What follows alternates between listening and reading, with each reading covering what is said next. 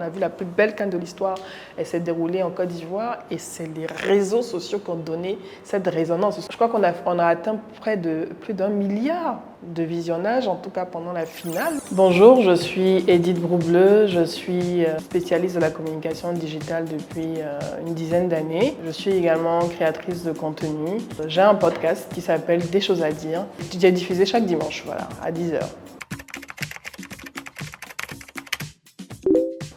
C'était le paradis à l'époque. Il y avait beaucoup moins de clash, on va dire ça.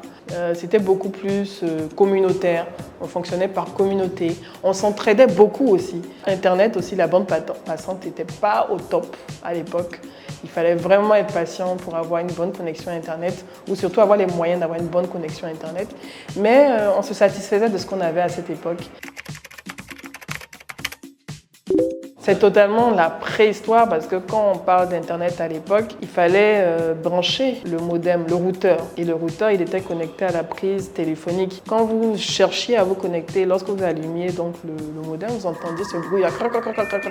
C'était une époque rétrospectivement pour nous passionnante, mais si on faisait un saut dans le passé, pour quelqu'un qui est né en 2000, il va péter un câble. Mais pour nous, c'était magique.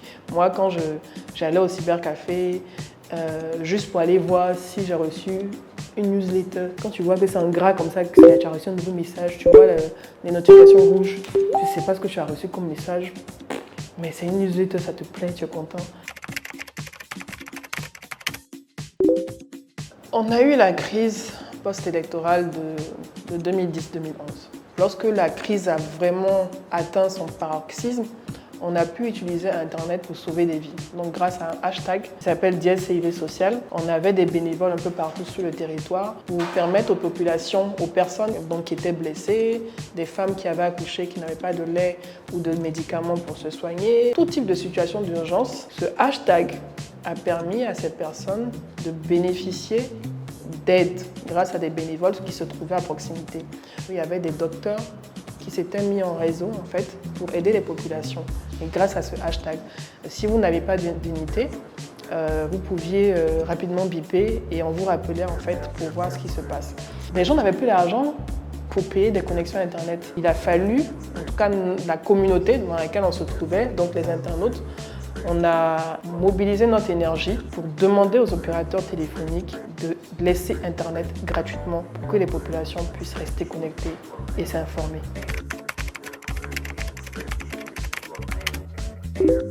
On a notre humour, hein. Moi je dirais principalement c'est ce qui nous caractérise aussi. On a cette manière d'animer Internet un peu partout dans le monde. Hein. Si vous avez des Ivoiriens sur votre dos, ben vous êtes foutus. S'ils sont contents de vous, ils vont vous soulever, comme on dit.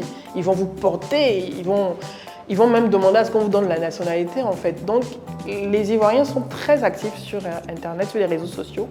Ils savent se mobiliser aussi pour des causes sociales. Ça, c'est ce que je constate ces dernières années. Que ce soit des malades, du cancer, des personnes démunies, en situation de vulnérabilité et tout.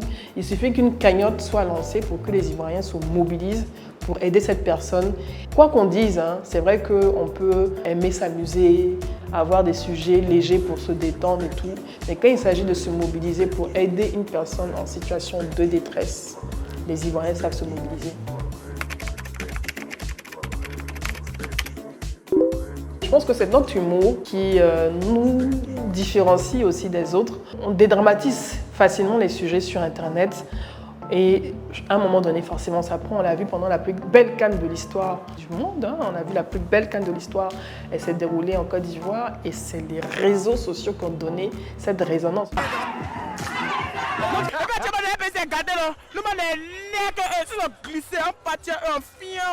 Je crois qu'on a atteint plus d'1 milliard de visionnages, en tout cas pendant la finale. C'était incroyable. Mais tout ça, c'est le travail des Ivoiriens.